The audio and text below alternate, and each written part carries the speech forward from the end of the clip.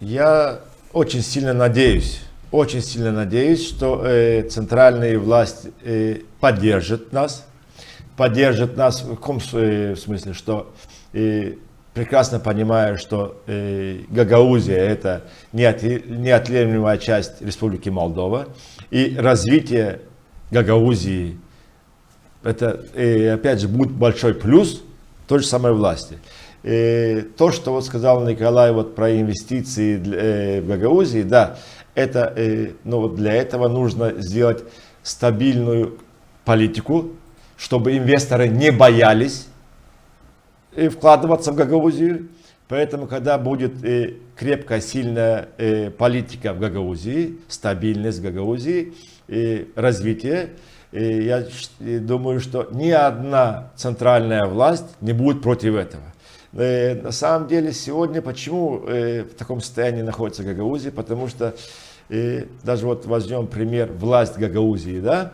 Во власти Гагаузии вот сегодня представляет власть Гагаузии кто? А представляет гагаузскую власть все представители молдавских партий.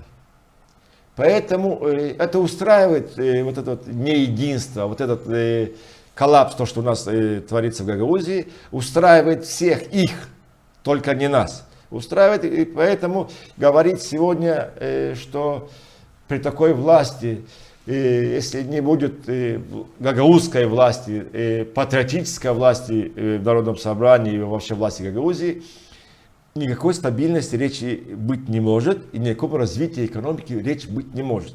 Поэтому мы должны заявить именно всем политическим партиям Республики Молдова, что территория автономии – это территория жителей автономии, и жители автономии будут принимать все решения и в политическом, и экономическом развитии нашей автономии.